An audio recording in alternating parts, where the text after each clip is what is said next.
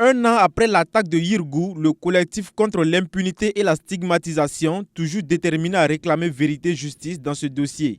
Ce lundi 30 décembre, il rencontre le ministre en charge de l'administration territoriale. Objectif, demander au gouvernement de réactualiser les chiffres tout en montrant sa bonne foi dans la gestion du dossier pendant en justice. On vient d'enclencher les démarches pour l'an 1 de Yirgou.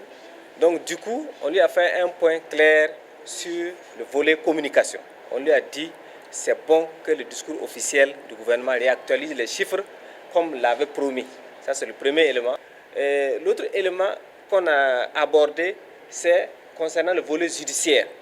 Parce qu'on a notifié qu'il y avait des blocages militaro-politiques. Et notre doléance, c'est que le gouvernement montre sa bonne foi et puisse s'exprimer cette fois-ci avec l'an 1 là, clairement pour dire que le gouvernement est déterminé, pour dire qu'il n'y aura plus jamais Yirgou dans notre pays. Selon Daouda Diallo et ses camarades, les déplacés de Yirgou sont régulièrement pris pour cible par des groupes d'autodéfense Koglo-Wego, et ce depuis janvier 2018.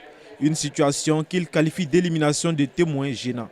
4 déplacés qui étaient tués par mois depuis janvier jusqu'à maintenant, ça dépasse même la moyenne parce qu'il y a des mois, par exemple dans le mois de mai, il y a eu plus de 30 déplacés qui ont été exécutés, surtout avec l'opération Dofou, parce que les Koglo qui sont poursuivis étaient plus ou moins impliqués par l'armée, utilisés comme supplétifs dans cette opération.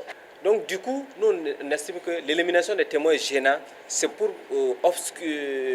obstruer le chemin de la vérité, de la justice. Pourtant, la cohésion sociale dont on parle beaucoup là, s'arrose, l'arbre de la cohésion sociale s'arrose avec l'eau de la justice. Donc ça c'est très important pour nous. L'autre sujet abordé au cours de cette rencontre est la question humanitaire. Le collectif contre l'impunité demande au gouvernement de fournir davantage d'efforts dans la prise en charge des déplacés.